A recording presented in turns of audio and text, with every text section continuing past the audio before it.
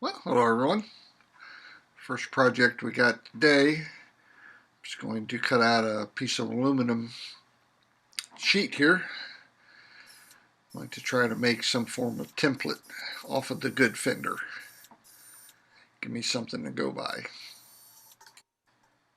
And we got it all trimmed out. Take her outside of my little homemade sheet metal brake. We'll bend a 90-degree on it.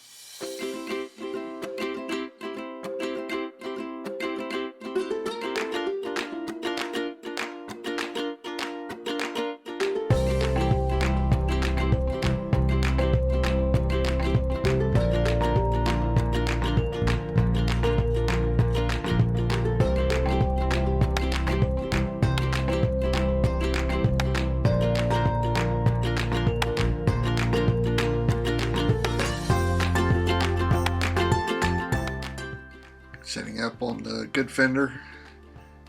I'll lay a piece of tape down for the starting point.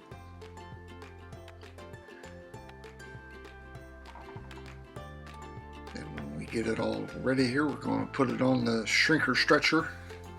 See if we can shape this thing a little bit.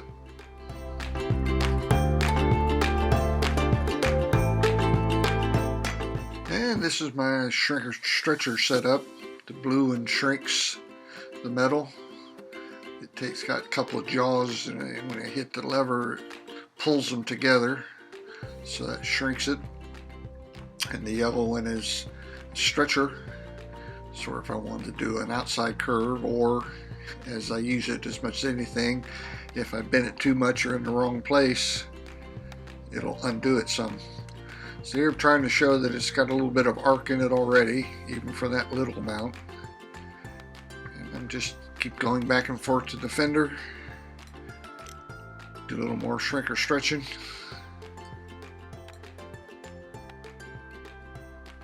Try to get it to fit.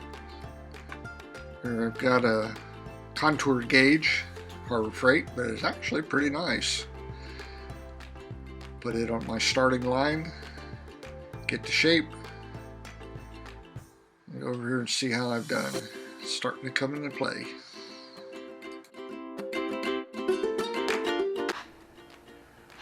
Alrighty, well, we got the corner there all glued up nice and tidy. Now I got to address this discrepancy on the hood gap.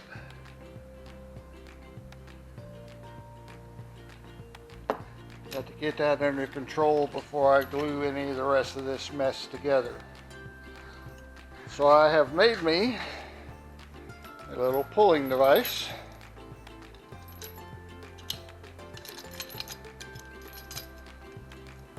And we're going to use this sky hook and see if it works. Hope for the best.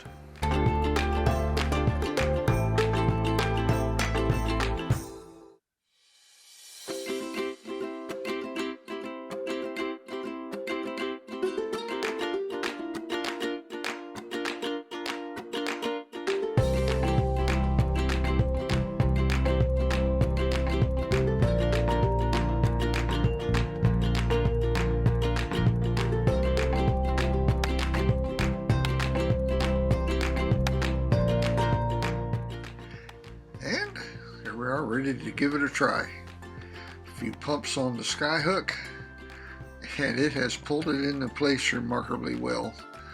Much better than I anticipated. Well, it's not better, but a lot easier than I anticipated.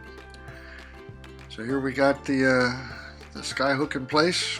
I've got it wrapped around the inner brace for the hood, which is a round bar, and got some tension on it.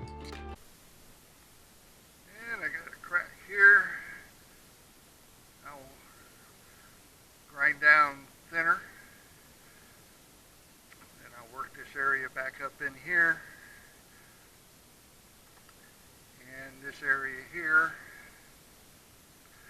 See if I can lock this top portion into place, and that'll give me a starting point where I can start working the others. At this point, I'll just have to give it best guess sure there's going to be some spring back. So I don't know how far exactly to overpull it to then let it relax. But it's just fiberglass. If you got to cut it apart, you just cut it apart and re-glue it. But I think we're going to be okay. So that's a good thing. And the process here is same as before. It's only the second time I've tried to use this little drop light. It's LED. It makes it I can see real good, but the camera, it really overpowers it, so I'll have to figure out some other way of getting light on my videoing. Pretty much washes out everything where you can't see it. But like I said, the process is the same. I'm either grinding the damaged area, thinning it down so it's wafer thin. Also looking for the discoloration of the fiberglass so I can see where it is separated and scrunched. Mixed up some resin, get it all soaked in, build it up with cloth and mat, just like before.